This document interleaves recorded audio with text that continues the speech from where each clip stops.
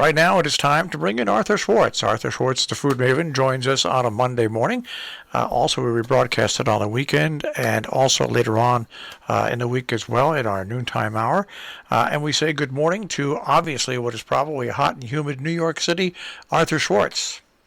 It is very hot. It's going to get hotter. I just read on my phone that it's going to be 90 by noon. And I'm already in I can't cook anymore mode. It's just so hot. But to say, I of course have my summer stuff, like I mentioned last week. But before I even get started, the irony. Last week I complained that I could not find a watermelon with seeds. They were all seedless. I happened to have a 23-pound watermelon sitting here at the time. And right after I got off the air, I decided, time to open up this melon and get it in the fridge. I can't fit a 23-pound watermelon That's a big one. in my refrigerator without cutting it up. So I opened up this watermelon literally at 5 minutes after 8 or whatever it was. And sure enough, it's filled with seeds. And I said, how did I end up with this? And that, ends up, it had a label on it. Actually said very clearly, seeded watermelon. But I took it out of the same bin that I'd gotten the one with no seeds last week. So I didn't even look. But there it is. Now, was it any better than the seedless watermelon? Yes. Can I say definitively that no is the answer? It was one watermelon. So one watermelon does not make a trend. I'll buy another watermelon with seeds today and one without seeds, and let's see what the difference is.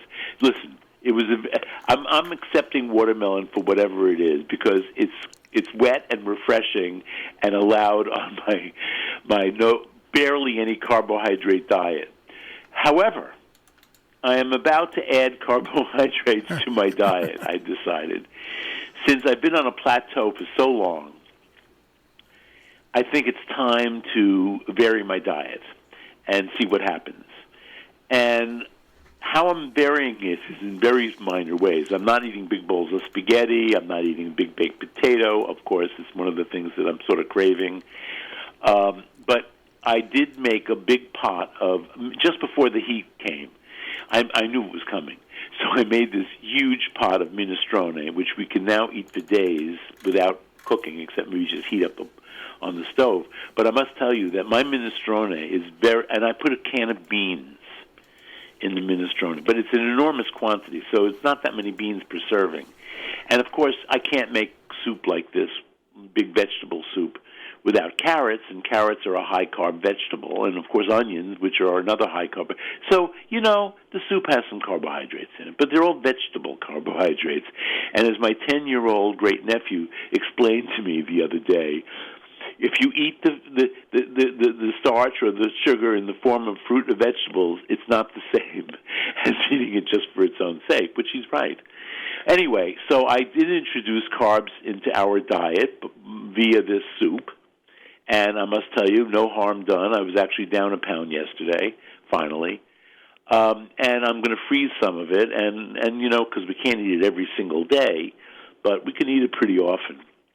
Anyway, what I did last night, though, I just, the heat really, I lose my appetite, which is a good thing.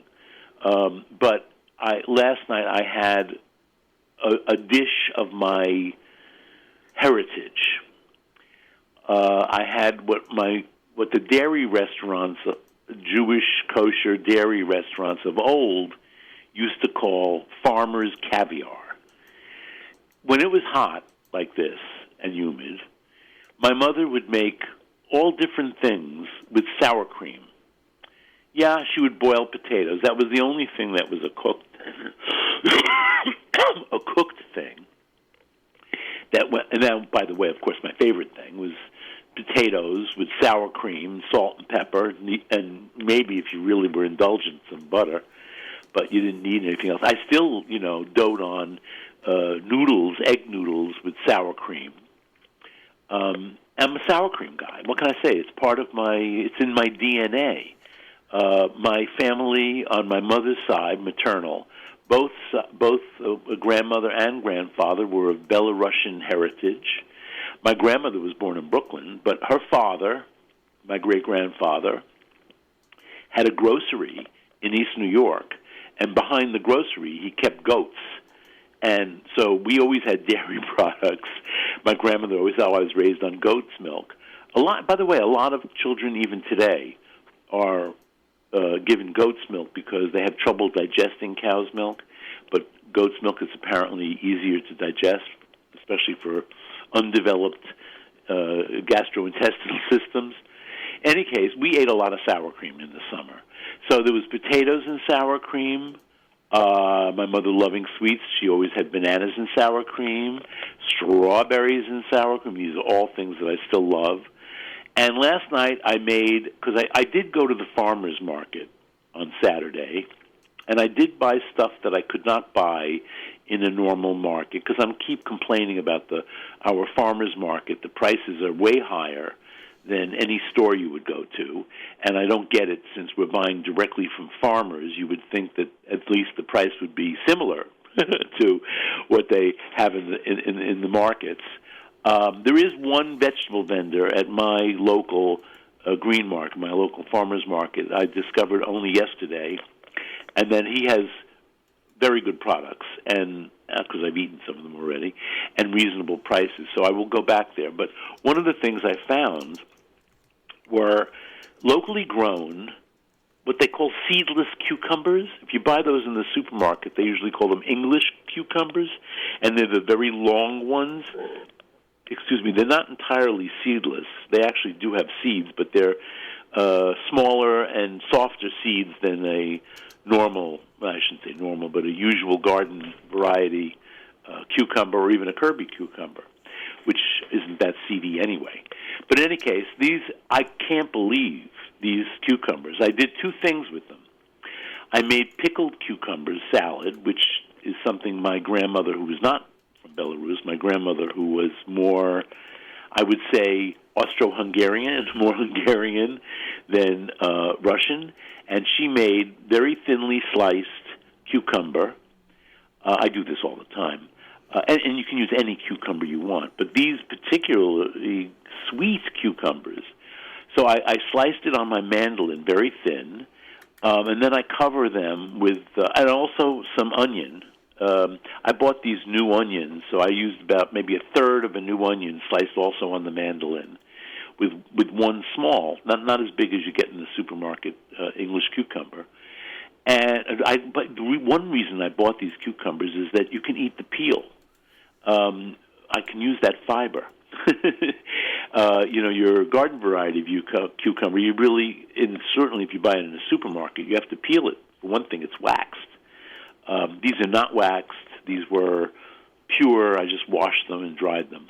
Anyway, sliced cucumber, cover it with a mixture of half water, half vinegar. I use apple cider vinegar these days for this, half and half. And my grandmother always added a little bit of sugar. When she became diabetic, she added sweet and low, which I decided was really horrible because it creates a very metallic finish to the salad. I didn't like that at all. I didn't even know why you needed any sugar. And fact is, with these cucumbers, I didn't need any sugar, but I added about a half a teaspoon. So I wasn't killing myself with carbohydrates.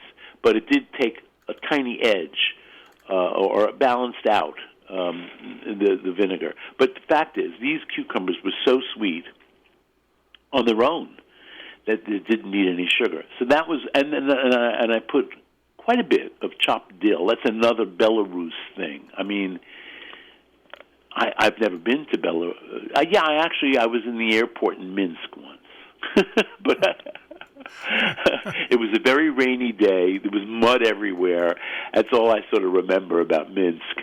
But anyway, Minsk is the main city of Belarus. I never even heard, by the way, Marshall, did you ever hear of Belarus when you were growing up? It wasn't a country. No. No, it didn't really become a country until 1991, when the dissolution of the Soviet Union, it became the Republic of Belarus. And if you can't place it, I'm good at geography, I must say. if you can't place it, it has Russia. It's by the way, it's what do you call when you have no coast? It's landlocked. It's a landlocked country between Lithuania, Poland. I think there's a little Latvian border there, and Russia. So that's why when you ask my grandparents, what were they? They would say they were Litvaks. They wouldn't say they were Belarus. My grandfather was actually born there.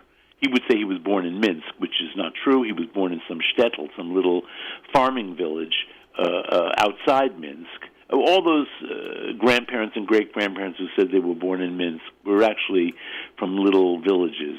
Very few Jews were actually living in the main city of Minsk. So he would say he was from Minsk. But he came when he was 13. He actually liked to tell the story about how he had his bar mitzvah in China because they were crossing, I forget the name of I guess it's the trans whatever railroad they took from Minsk to, I'm forgetting the name of the Russian port, from which they sailed to San Francisco.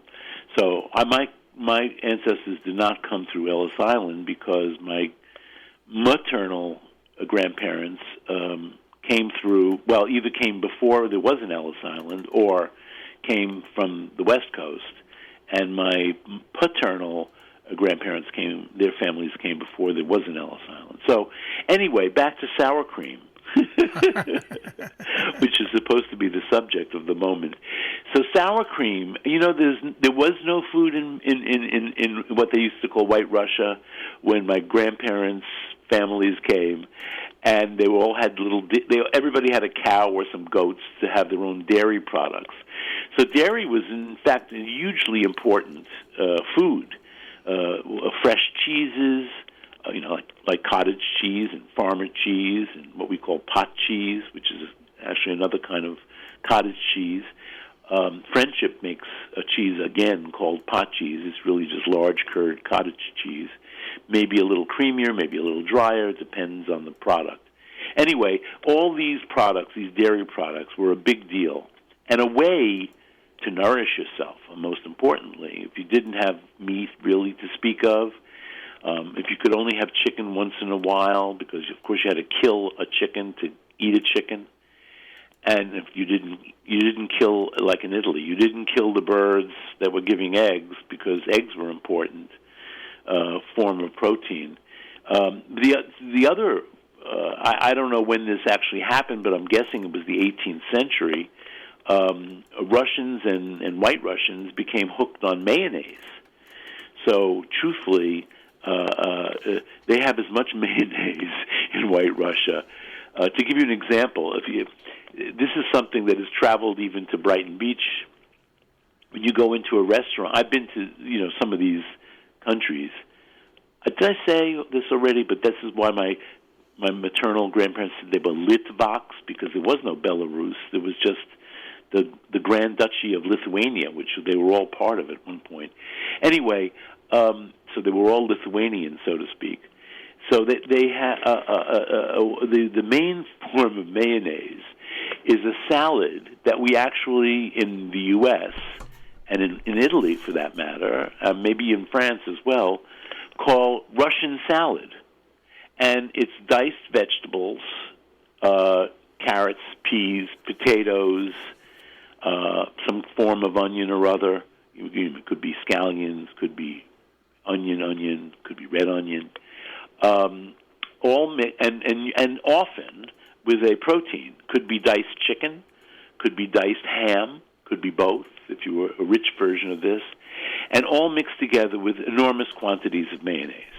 And if you went to a restaurant in Russia, when I went during Soviet years, restaurants, they didn't have much to serve, but they did have this Russian salad, which they call salad Olivier, because I was always told it was created by a French chef. Actually, Olivier was a Belgian chef, because definitely going to Moscow, even to cook for the Tsar, was certainly a secondary kind of job.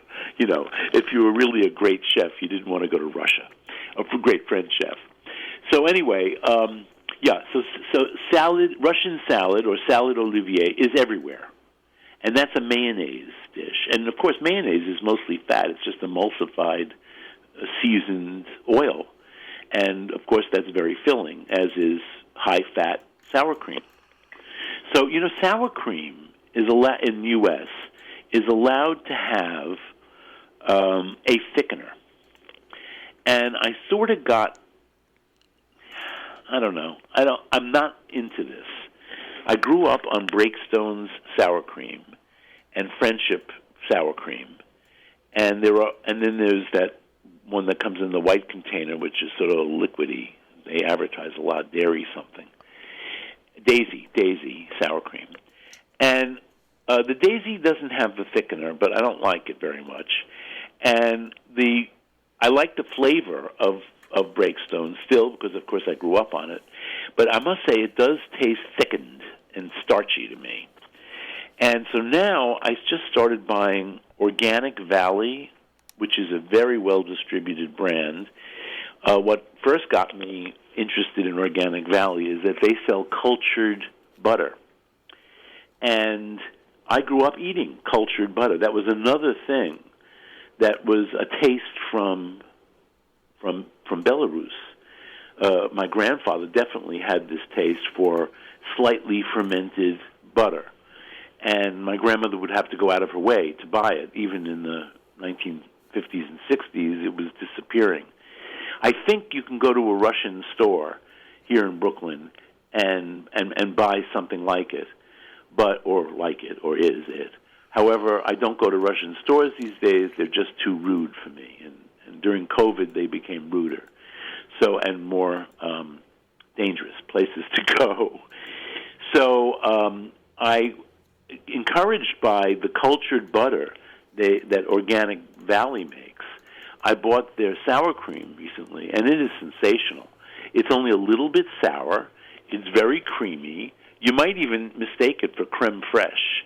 It has a higher fat content than creme fraiche, but creme fraiche is a form of fermented cream, and just usually not as sour as sour cream. But this Organic Valley is really delicious, and I made a salad.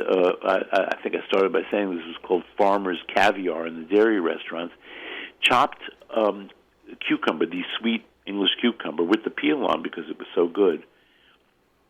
Some radishes, which I also diced up.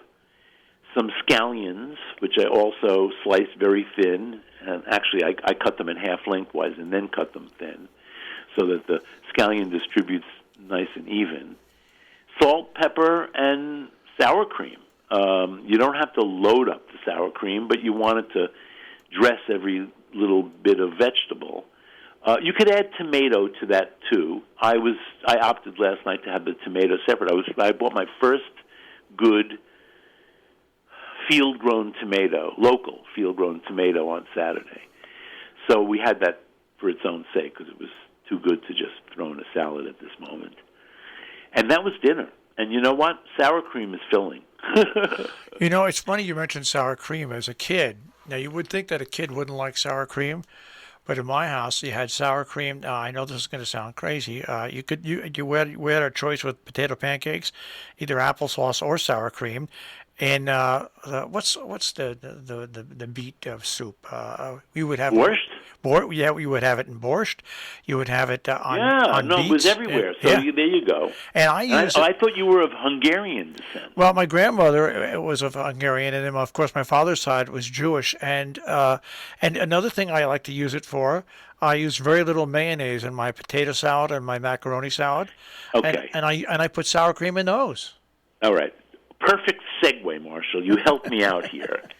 It is 4th of July next Sunday. I probably am not talking to you until after the 4th. And it is my tradition, my Arthur Schwartz tradition, to always make Bert Green's ziti salad for 4th of July. This is such a fabulous, addictive thing that my niece calls it crack macaroni, because she can't stop eating it. And it is a dressing of sour cream mixed with mayonnaise. Now, mayonnaise is pretty much pure fat. So when I say you're lightening it up by adding sour cream, I'm not joking, because sour cream, maybe 30% fat, whereas mayonnaise is 98% fat. So you are, in effect, using a little less fat than if you used all mayonnaise. So I have to quickly give you this recipe because it's a tradition, and I want to honor Bert Green, who is my dear friend who died way too young. I'm just taking a deep breath. It was almost 30 years ago. And he was much older. He was actually the same age as my father. Anyway, this is a ziti salad that Bert used to sell in the Hamptons when he opened his first, and maybe the nation's first, takeout food store called The Store in Amagansett. It's a famous shop. A lot because a lot of famous people used to shop there. But Bert later became a food writer, wrote a book called The Store Cookbook. This may be in The Store Cookbook. But this is, and Bert had a couple of tricks here. First is you boil the pasta, a pound of ziti, it's a ziti salad. You want to use at least 5 quarts of boiling water to do that for 1 pound of pasta. And you want to add at least 1 tablespoon of salt to that 5 quarts of water. And you just boil it until it is al dente, as we say. And then you can, because this is a salad, okay, you can briefly run it under the cold water and make sure it's very well drained, put it in a mixing bowl, and add, this is a trick I learned in Naples, a quarter of a cup of cold whole milk. What you want to do is keep tossing the hot, you rinsed it quickly, but it's still hot, and you want to keep stirring that every once in a blue as you're doing the rest of the preparation. And what will happen is the macaroni will absorb the quarter cup of milk, and it won't absorb your dressing, as macaroni salads tend to do. So put that aside and prepare the other vegetables, which is a medium red onion, could be a smallish red onion, cut into quarter-inch dice. A small, now either, you can use 2 peppers, a red pepper, yellow pepper if you want super colorful, a red pepper, a green pepper. I tend to use all red pepper, so I use a medium-ish red pepper diced, quarter-inch, but you can do whatever you like. You want to have at least, I don't know, a half a cup, no, more than that. You want a cup of pepper, whatever pepper it is. 2 small to medium tomatoes diced, 6 sweet gherkin pickles. They vary in size, I find. The sweet gherkins, you want like 6 big ones from the jar, finely minced or chopped. A large shallot, finely minced. And this is your vegetable addition. The dressing is a half a cup of sour cream, a 1.5 cup, remember this is making a lot of salad, 1.5 cups of mayonnaise, and Bert's secret ingredient, which I had to go out of my way to find several years ago, but now I'm well supplied, it's inert. 2 packets of G. Washington brown bouillon powder. Now, I have made this salad without the G. Washington, and you know what? It's not crack salad anymore. It's just normal. It's just normal macaroni salad. You want to put salt, pepper, a little vinegar, a little bit of the gherkin juice, and the last thing, and do this just before you serve it, a handful, at least. That means at least a half a cup of chopped fresh dill. And this is a great 4th of July salad. Nobody will care if you're only making hamburgers and hot dogs if you have this salad. And if you can't find the G. Washington, which I know I told this story on the air, but when I was searching for this, I went to every market in my neighborhood, and I could not find it. And one of my friendly supermarket cashiers, in chatting with me, she says, "You have everything?" I said, "Well, actually, I was looking for G. Washington bouillon powder, but I can't find it." She says, "Honey, you got to go to a poor neighborhood to find that. You're not going to find it in right. Park Slope." Yeah. And I'm sure she's right, but I ended up ordering it online. That's right. That's what you do when you live in an affluent neighborhood. So, yeah, I'm going to go off the diet and make this for the 4th of July. And I don't know what else, but you know what? It's time for me to introduce some carbs back in my life, if only a little bit at a time. Well, but that can't be that bad for you because you still are basically doing the other thing. So, I mean... Well, I don't know what the other thing is. If I eat macaroni salad, I'm not doing nothing. No, there's no good in that macaroni. No, there are vegetables. But there's nothing like a well-made potato salad. You know what? I have made that dressing for potato salad, and it's great. Okay? I have also made it for salad. And I could eat that. You know what I mean? No reason you can't eat lettuce. So, yeah, I have actually used that dressing in other ways. And you don't have to put all the vegetables in, but you definitely need the shallots. And I'm very big on shallot lately. Yeah, if you think about it, it's a sweet onion. And if you have somebody in your life, as I do, who claims not to like raw onion, you can get away with a lot of shallot. Yeah, no, you're absolutely right. You still get, for the true onion lovers, you still get the onion thing, and for people who don't like onions, and you don't tell them that it's in there, they don't realize it anyway. Really, that's what I found. What turned Bob's opinion around is that he loves. Well, first of all, he loves mayonnaise in any way, shape, or form, but he loves tartar sauce. And in fact, I don't know if I've mentioned this, but we're planning a trip to England, and I found this amazing fish and chips shop very close to our hotel, where we can go for our first lunch. And he says, but do they have tartar sauce?